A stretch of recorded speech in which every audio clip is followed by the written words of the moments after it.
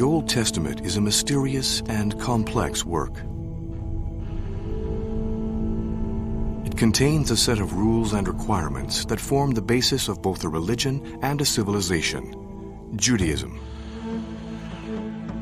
But it is also a historical work that tells the story of the ancient Israelites. In the previous episode, we learned that the story of the patriarchs, Abraham, Isaac, and Jacob, was put into writing for the first time in the 7th century BC in the Kingdom of Judah. Two researchers, Neil Silberman and Israel Finkelstein, put forward that hypothesis.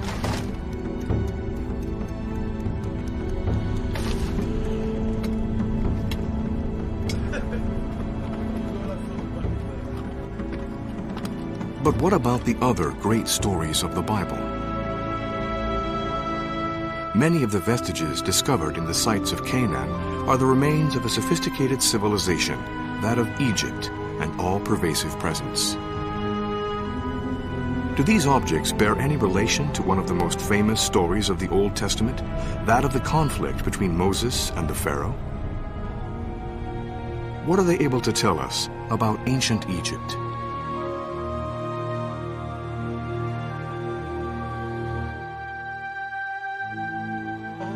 The biblical text explains that the descendants of the patriarchs came to live in Egypt, where they remained for 430 years.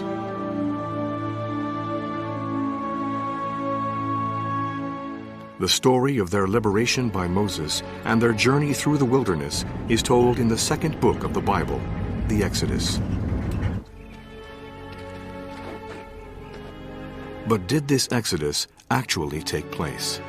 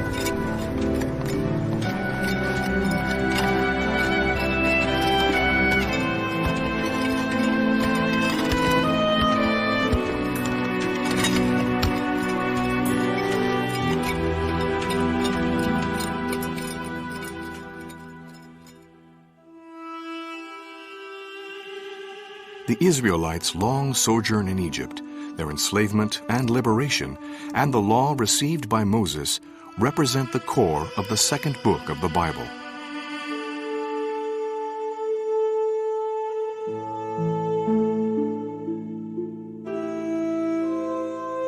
The Bible tells us that under the leadership of this exceptional man, Moses, the Hebrew people returned to the land that had been promised to their ancestors.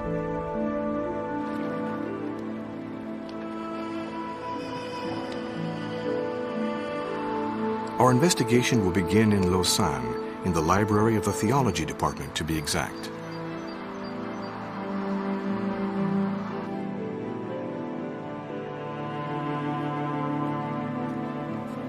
Thomas Romer is a biblical scholar. He will be accompanying us in our investigation of these texts. In order to understand the role played by Egypt in the Bible, we have to go back to the circumstances surrounding the arrival of Jacob's sons in that country.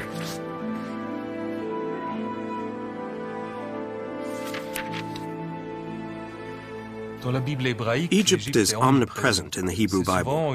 It is often a land of welcome. Abraham went there because of the famine in Canaan, as did Jacob and his son Joseph later on. It was also a land of asylum, attracting many political refugees. They always had relations with Egypt. Sometimes those relations were complicated. Sometimes they were simple.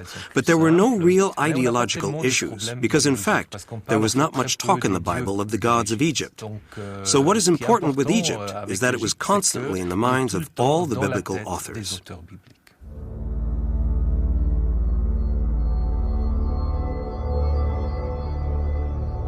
Joseph's story in Egypt begins at the end of Genesis, the first book of the Bible.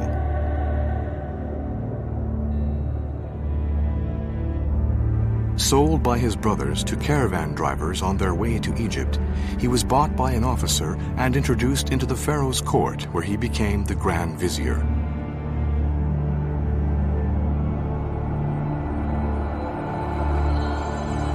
The Bible tells the story of his remarkable fate.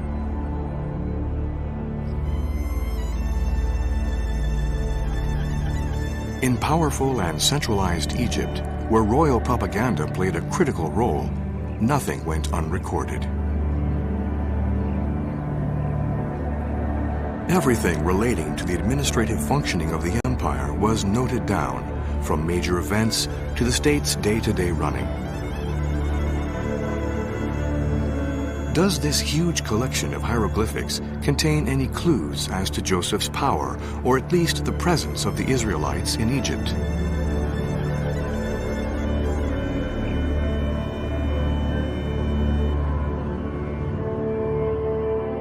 In order to answer that question, our investigators have to go to Egypt.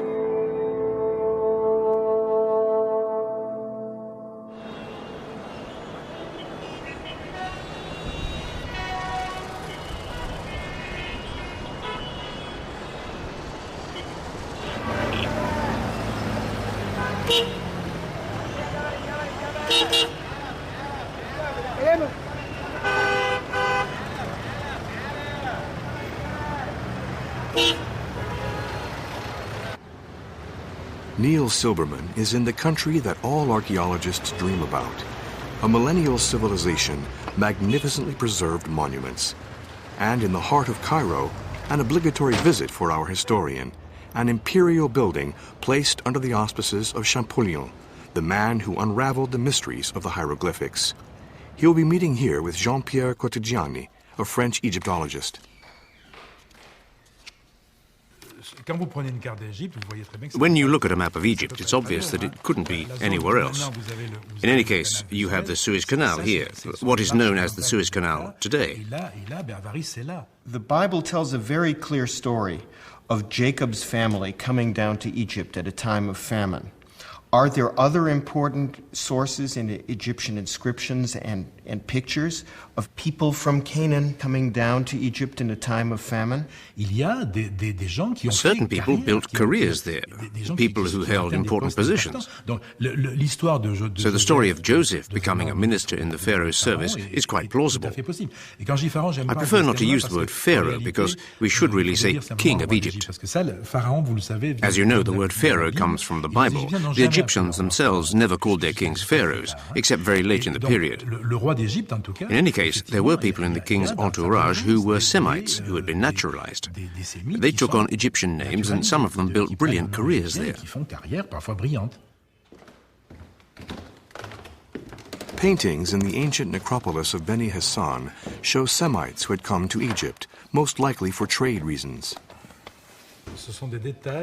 These show details of women with dresses that are not at all Egyptian, with these patterns here. The faces are quite typical of how the Egyptians saw the Semites, with long pointy beards and thicker hair. But traders were not the only ones attracted to Egypt. The land of Canaan was subject to very dry seasons and irregular rainfalls, resulting in frequent famines.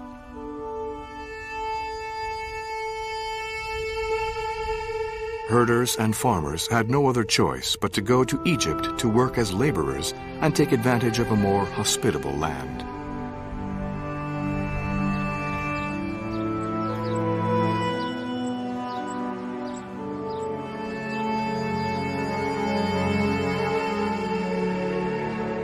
That hospitality was a gift of the Nile, a river that is both the soul of Egypt and its life source.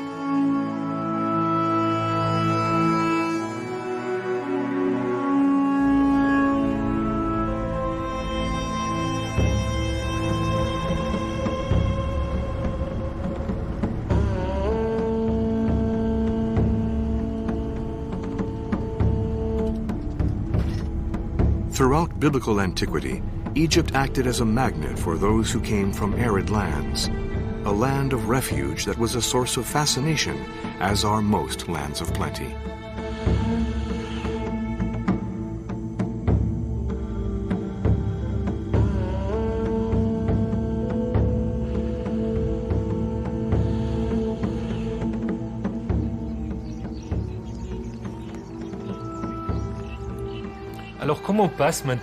So how do we go from the story of Joseph, who was doing so well in Egypt, to the description of Egypt we find at the beginning of the book of Exodus, where suddenly Israel finds itself in a situation of oppression and slavery? This transition in fact occurs at the end of Joseph's story, because Joseph sends for Jacob and all his family. And in fact, it's the Israelites who expanded and grew in number. The book of Exodus opens with the following finding. A new Pharaoh came to power who no longer knew Joseph or what he had achieved. So, all of a sudden, the picture changes, and we find ourselves in a state of oppression. On the one hand, the Egyptians wanted to retain their workers, but at the same time, they were afraid. They tried all sorts of methods to get rid of them, as is related in the biblical text.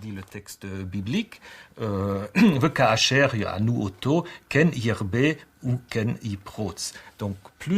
the more we oppress them, the more they are fruitful and multiply.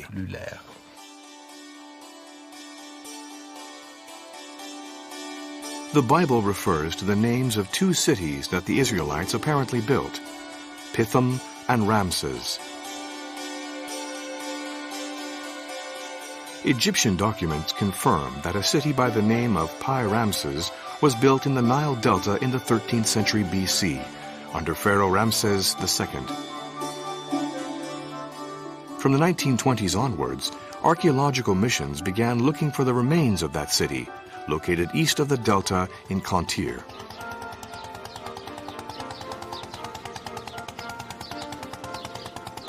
The Bible suggests the existence of significant imperial monuments. However, researchers have been disappointed by the results. The city of Ramses does in fact appear to have existed, but very few vestiges have been found.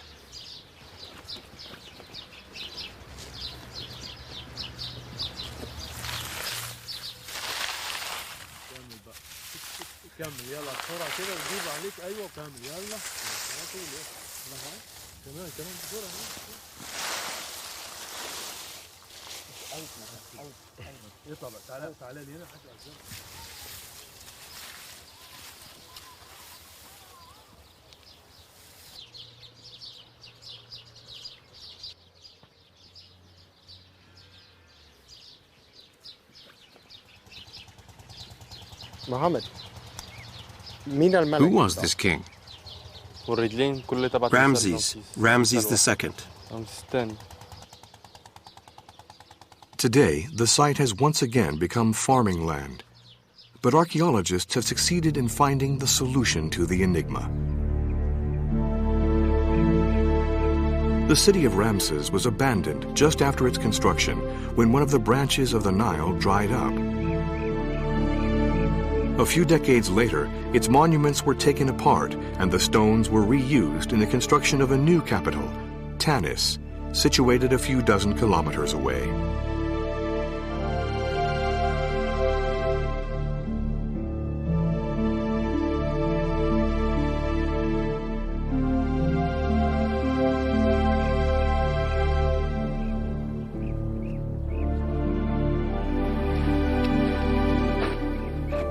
So far, nothing appears to contradict the fact that Ramses II was the impressive builder pharaoh that we read about in the Bible. The same Ramses II that Moses pleaded with in the name of God and his ancestors to let his people go.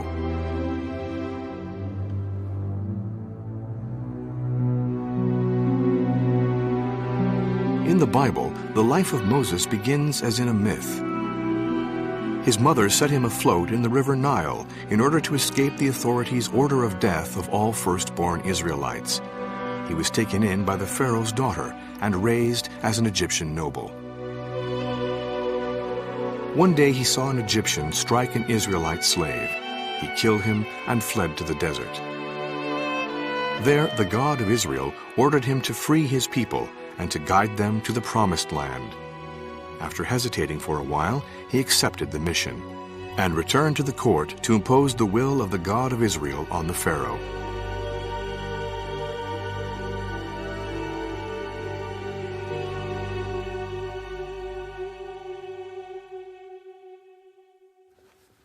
Moses defied the Pharaoh. What did that defiance symbolize? It showed that Yahweh, the God who sent Moses to the Pharaoh, was more powerful than all that the king of Egypt symbolized. When Moses came to see the Pharaoh asked who this God Yahweh was. He had never heard of him and considered him as the minor god of an Oriental people that was of no consequence. But little by little, he realized that this Yahweh was in fact more powerful than the whole of the Egyptian pantheon.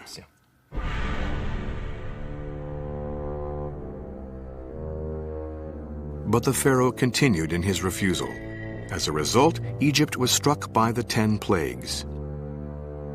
These plagues forced the Pharaoh to change his mind and let the Israelites go.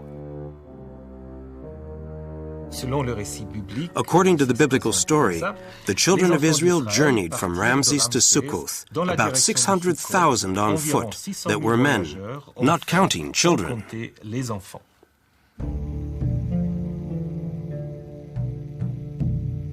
The Israelites left Egypt in the middle of the night and crossed the Red Sea.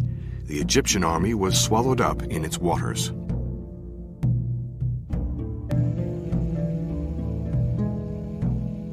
Moses liberated an enslaved people from under the yoke of a great empire.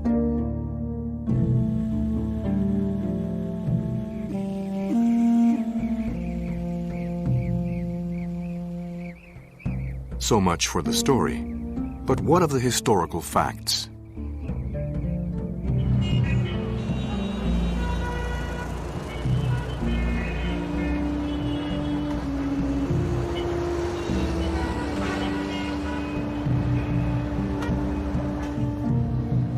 According to the text, the Exodus occurred 480 years before the construction of Solomon's temple, that is, in the 15th century BC.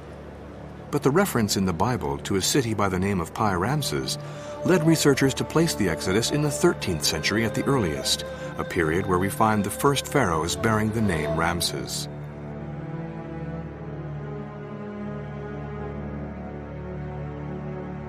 An archaeological vestige held by the Museum of Cairo makes it possible to determine a chronology for the Exodus on the basis of historical data.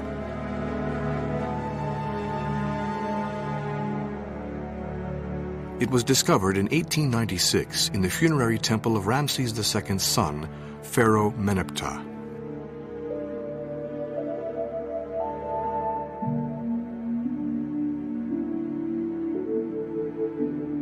The stele describes the military campaign led by Meneptah against Canaan.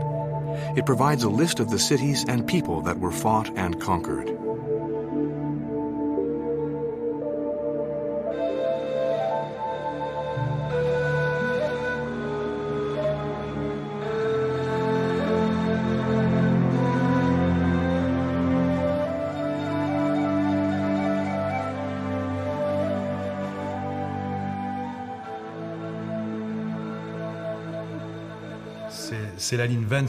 At line 27, at the very bottom of the stele, we find a word that corresponds exactly with that of Israel.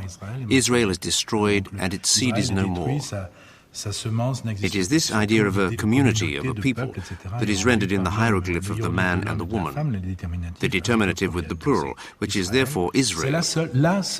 It is the only reference to Israel in the whole of Egyptian literature, be it historical, religious, or literary, that we are aware of. Only once is Israel mentioned in all the Egyptian texts, whereas the Bible refers to Misraim or Egypt about 700 times.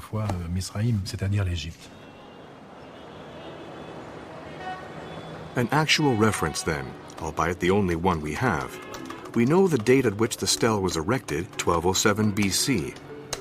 At that time, Israel was already established in Canaan, so the Exodus could not have occurred before this date.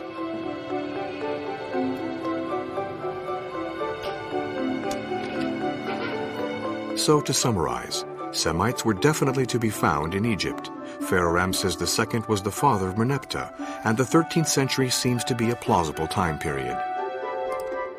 If we leave aside errors in the chronology of the Bible, the Exodus therefore could have occurred. What was the itinerary that was taken? The Bible tells us that in order to flee, the children of Israel had the choice of two routes, one in the north, which was direct, and one in the south, which crossed a mountainous desert. Which one did they choose?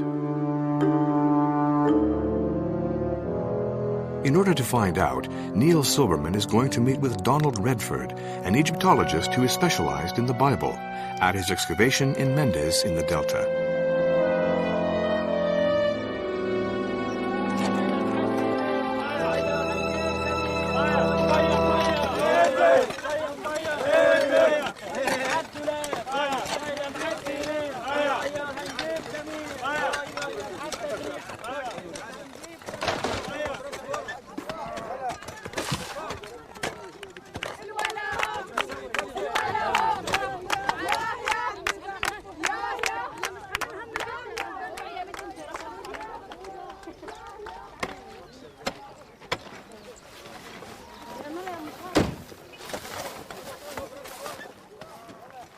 Hi, Don. Hi, Neil. Great to see you. Good to see you. How was the trip? Terrific. Oh, that's great. We expected you a bit earlier, but well, the best laid plans, I guess. I guess. I hear you having a great season here. Oh, yes. This is one of the best. I'd like to show you the site. Shall we go and see it? Love to.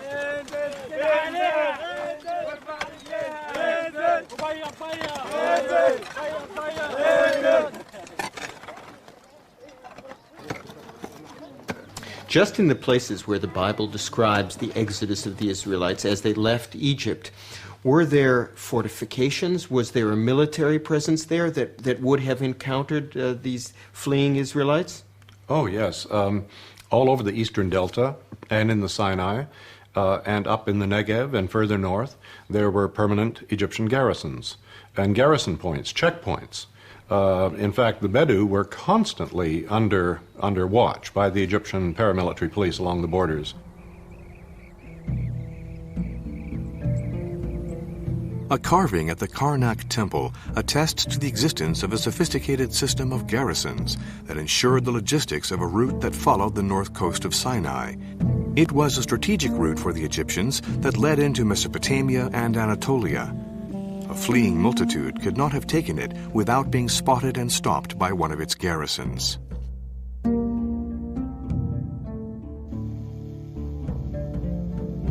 This left them with the southern and more arid route, the one that is most in keeping with the biblical story.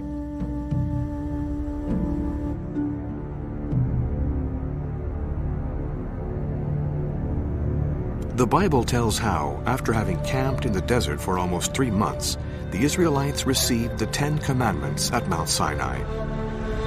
They then headed off towards the northeast to the land of Canaan. At that point, the biblical text tells us, they reached the oasis of Kadesh Barnea, located between the Sinai and Negev deserts.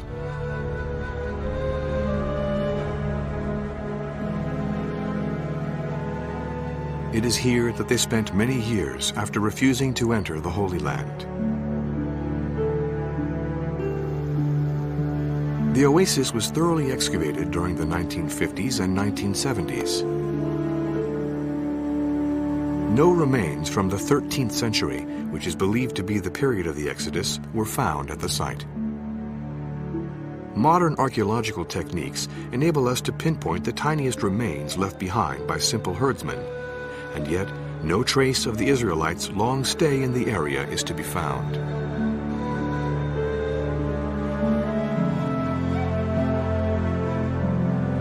The absence of any evidence of their journey through the wilderness in either this oasis or anywhere else in the Sinai Peninsula is one of the enigmas of the Exodus story. How can you explain the possibility of such a large group as described in the Exodus story actually going out of Egypt? Is that possible? Well, I couldn't explain it. Nothing of that shows up in the archaeological or textual record. And one might argue that's an argument from silence, admittedly, but nonetheless, we know so much about that period that not to find even a single blip on the radar screen, as it were, it would be fatal to that theory. Moreover, the biblical account has 600,000 weapon-bearing males leaving Egypt in the Exodus. That would probably translate into 2 million souls. Can you imagine 2 million people leaving a country of the size of Egypt, which had only a population of 3.5 million at the time? That would have made a huge hole in the social and economic system that certainly would have shown up in the records. It would have resulted almost immediately in a downsizing economically and socially that would certainly have disrupted the empire irreparably. Nothing of that sort is found in the record. Not a thing. I couldn't see the Exodus as described in the Bible as occurring in the 13th century.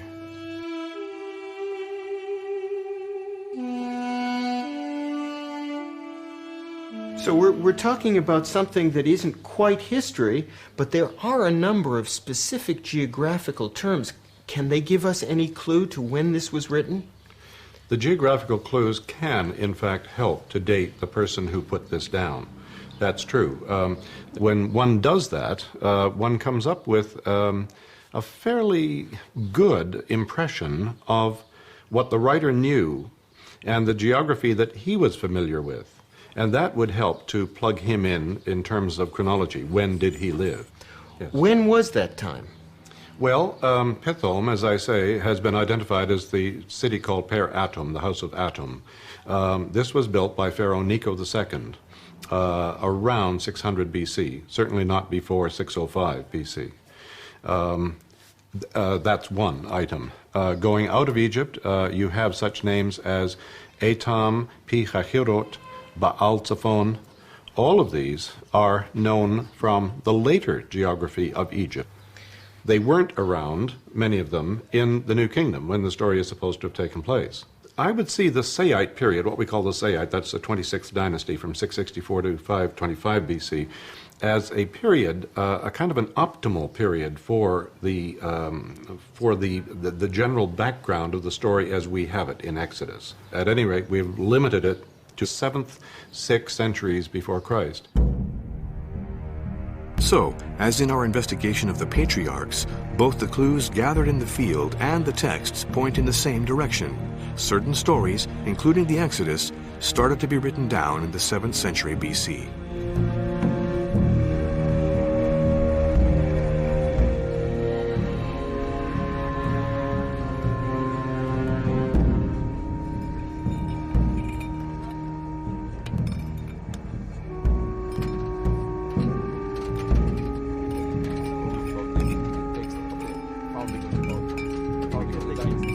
Neil Silberman has returned to Megiddo. He is discussing these new elements with Israel Finkelstein. Whatever the possible historical sources that inspired the Exodus saga, the story does not describe the Egypt of the 13th century BC. The investigation of this biblical story once again leads us to the 7th century. What were the reasons for writing down this text at that time?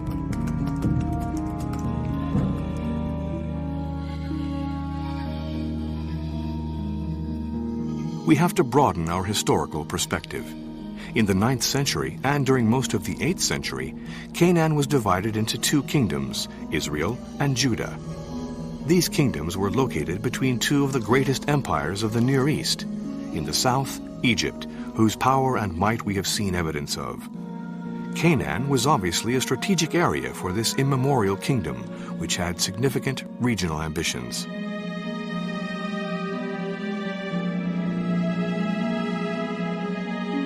And in the northeast, Assyria, the great Mesopotamian empire of the time. In its desire for regional hegemony, it was obviously and aggressively one of Egypt's rivals.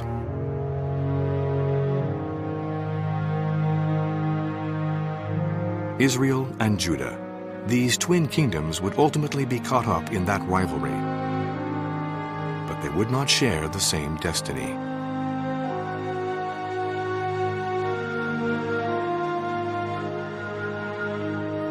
In the late 8th century BC, the Assyrians show on the scene. They wipe out the northern kingdom, take over its territory. Torrent of refugees come to the south, to Jerusalem, to Judah. And that puts a heavy burden on the people of Judah and Jerusalem, because now they are the only Israelite nation left.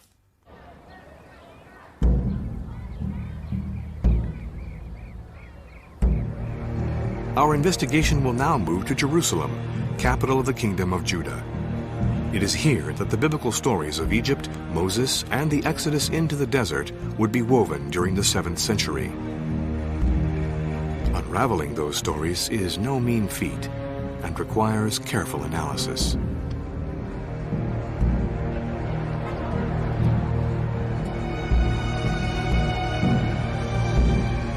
Jerusalem is a city of hundreds of thousands of inhabitants. Each man and woman, and also each stone, carries the weight of a sacred story.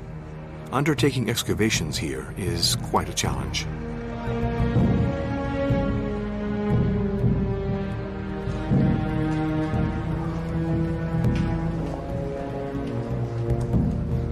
Nevertheless, surprising discoveries have been made thanks to the determination of archaeologists.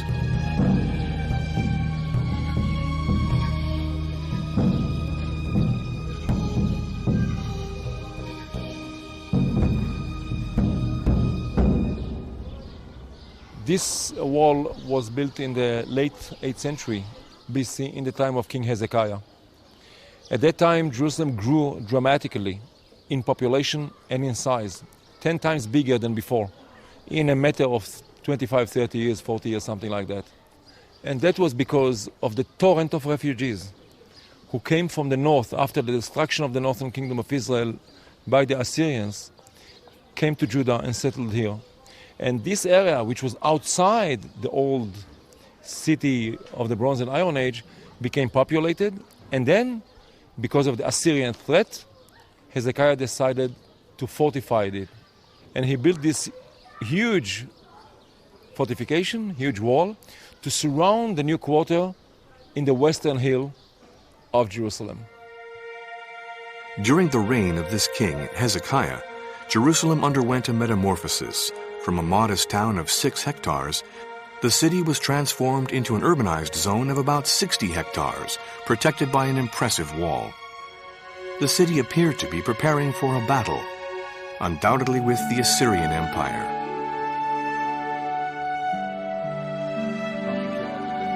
The archaeologist Ronnie Reich has been involved in excavations here for many years. He is a specialist on the city of Jerusalem. In order to appreciate how seriously the Assyrian threat was taken by the small kingdom of Judah, we have to enter into the bowels of the city.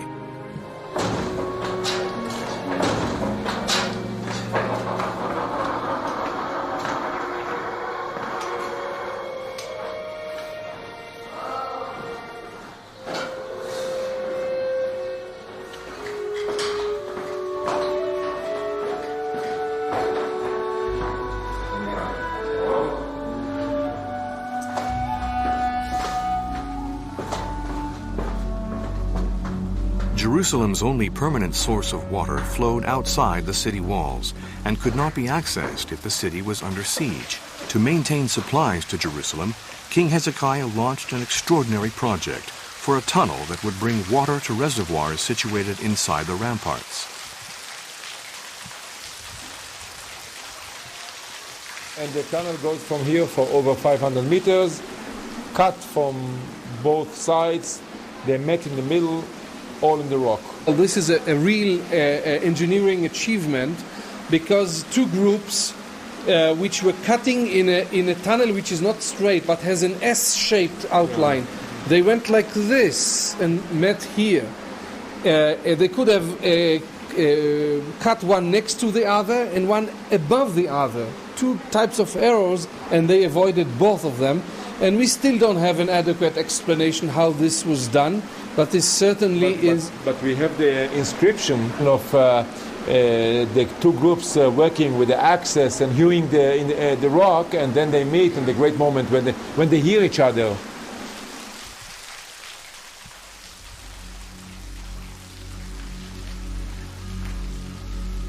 Carved into the rock, this inscription in ancient Hebrew commemorates the meeting of the two teams. The Bible, it seems, also refers to this event in the Book of Kings.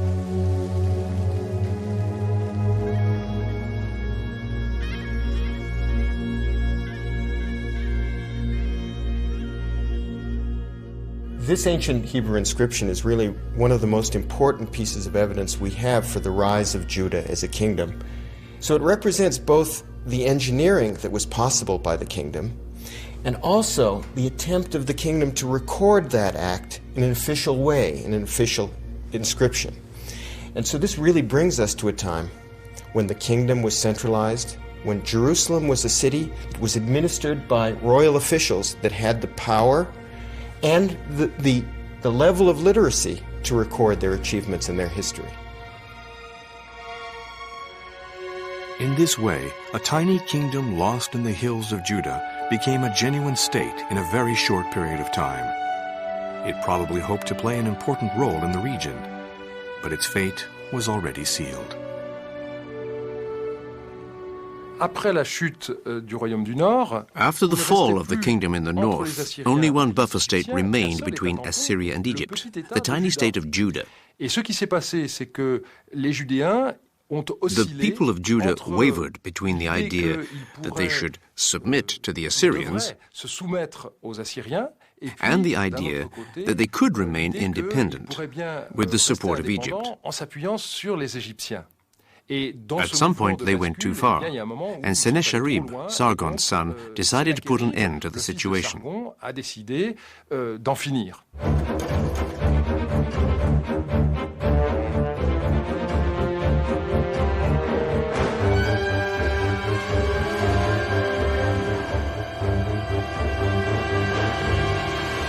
It was 701 BC. The new Assyrian king, Sennacherib, marched on Judah at the head of a huge army. When they reached Lachish, the second largest city of the kingdom, they laid siege to it.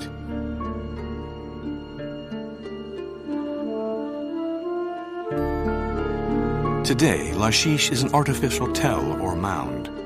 In the 8th century BC, it was one of Judah's administrative capitals and the site of a memorable battle.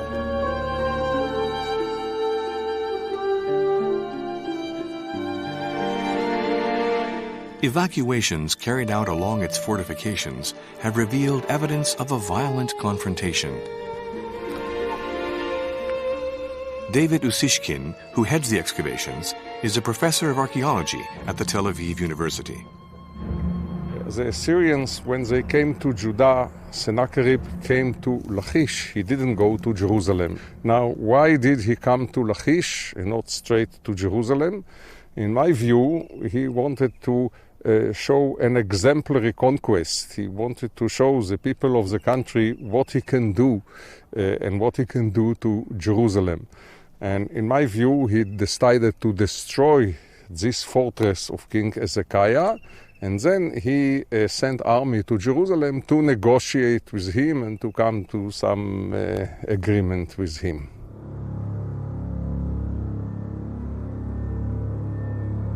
Despite its powerful fortifications, Lachish was defeated.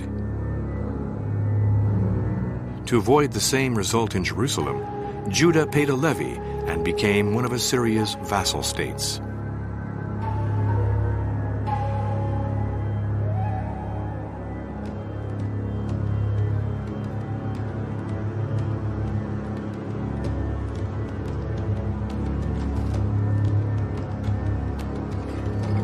But as is shown by the archaeological evidence, this submission to its powerful neighbor in the north led, paradoxically, to an unprecedented economic boom.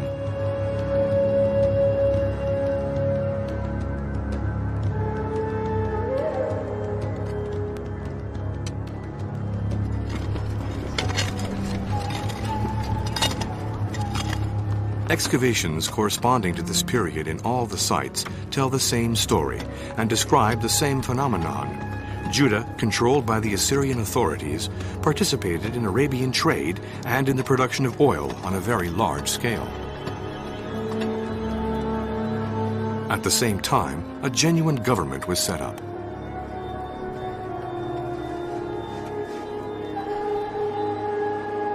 our books of stone have shed light on the birth of a state.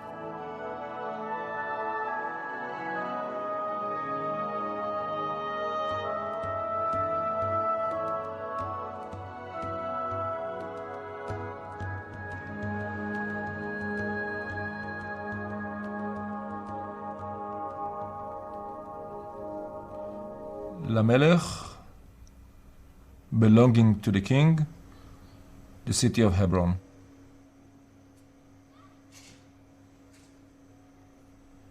Lamelech, Socho, belonging to the king, the city of Socho in the Shephelah. It represents developed administration. First of all, because the storages are of about the same volume, the same quantity. They are standardized. And secondly, the seal impressions too are standardized.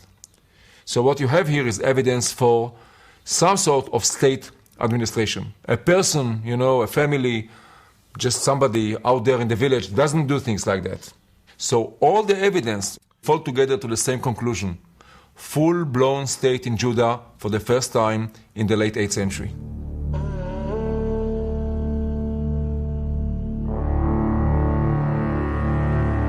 This new state of affairs would modify the geopolitical landscape of the region.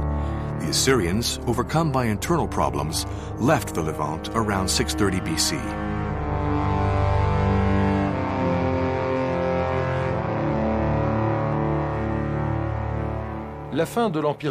The end of the Neo-Assyrian Empire was characterized by serious problems, in particular in Babylonia. The majority of Assyria's military forces were therefore focused on this territory. As a result, the Assyrians were perceived as being much less present, much less available in the surrounding areas, which obviously made this an attractive time for liberation movements.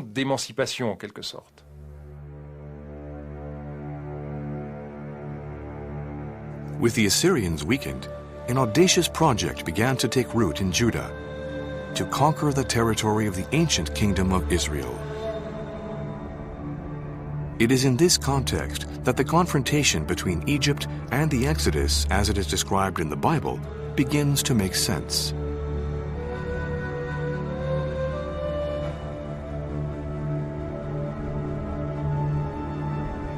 A king by the name of Josiah reigned in Jerusalem. He was the great-grandson of Hezekiah and dreamed of a great pan-Israelite kingdom. A truly unified kingdom. The Bible is exceedingly generous in its praise of this king. Never before had there been a king like Josiah, who turned to Yahweh with all his heart and soul and might, obeying all the laws of Moses. That is what the Hebrew Bible had to say of Josiah. He's perhaps not a very well-known king, but he was quite extraordinary according to the Bible.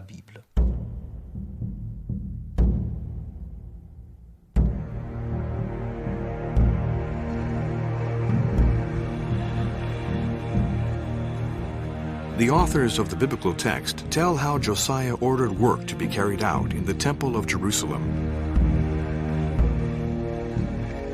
This is a very important point in terms of our investigation. During these works, the great priest discovered a book. He announced that the book of the law has been discovered. The book was given to the king, who, on reading it, tore off all his clothes as a sign of mourning or consternation. He then undertook a major reform which included the prohibition of all other places of worship, thereby making Jerusalem the only legitimate place of worship.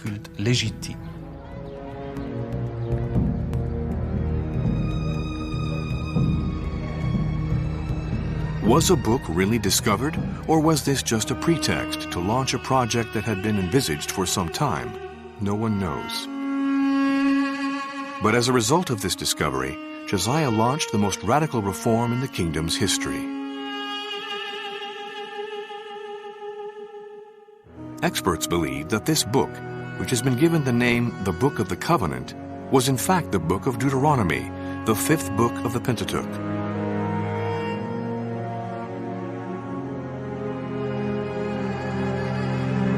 the reform gave priority to the laws that were given to Moses on Mount Sinai and centralized the region in Jerusalem. But was this Josiah's only objective? Josiah needed centralization of power, strong administration, complete control of the state. One way to do that was to centralize cult, to do this reform of cult, which would lead back to the idea, to the pan-Israelite idea, that all Israelites must worship one God in one place, in Jerusalem. This is how, if you do this, and you demolish the cult places in the countryside, definitely you control better the economy, you control better the state, you better control the state, and you can achieve your goals in a better and faster way.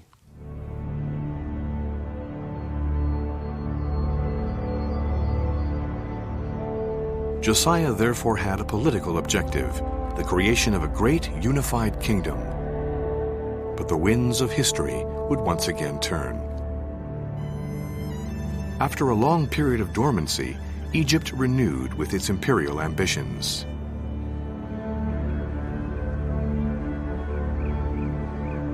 Pharaoh Psammetichus I also had a dream, to return Egypt to the glory of its former pharaohs, such as Ramses II. Egypt would take control of part of Canaan that had been relinquished by Assyria.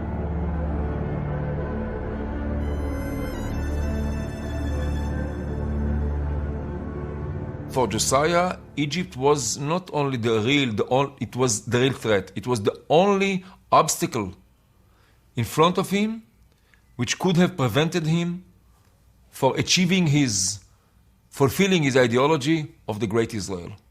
Egypt was there, and at the same time it had its own ideology, its own dreams, its own wishful thinking, and it was the only obstacle.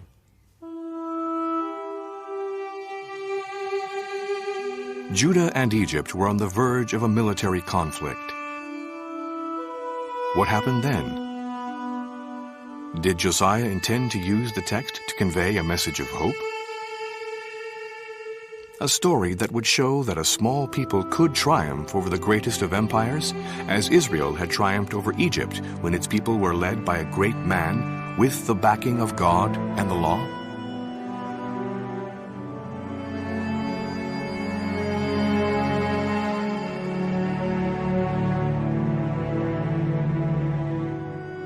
The story of Exodus is the story of a liberation that goes beyond the flight from Egypt. In order for the liberation to be complete, it was necessary to receive the law.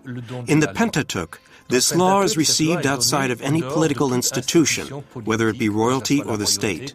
It is thus a law that is given to the people by Moses.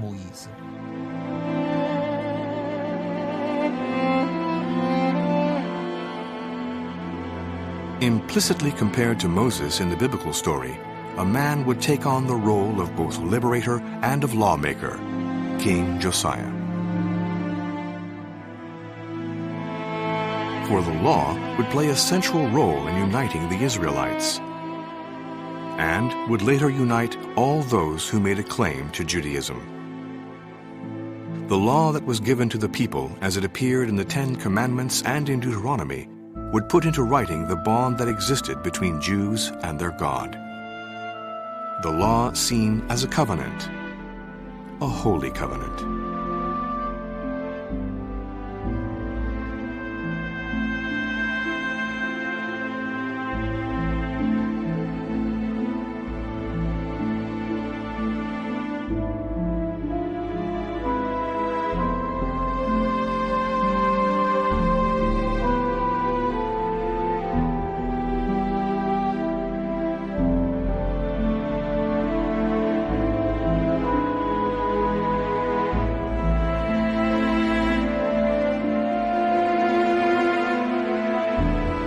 Since that time, this law and its transmission and study constitutes the second pillar of Judaism. A religion unites a people and its God, as in the time of Josiah, by a covenant that is read and interpreted for all time.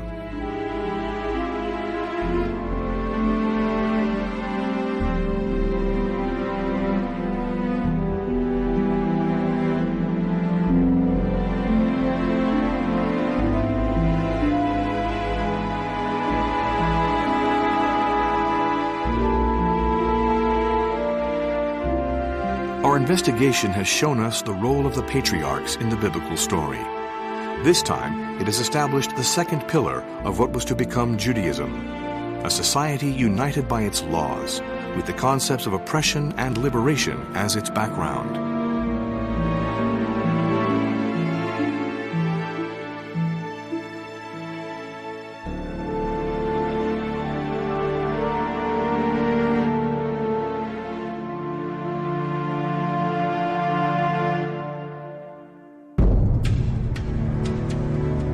In the next episode, our investigation will lead us to a rereading of the story of the conquest of Canaan, and will see us following in the footsteps of the Bible's great kings, David and Solomon.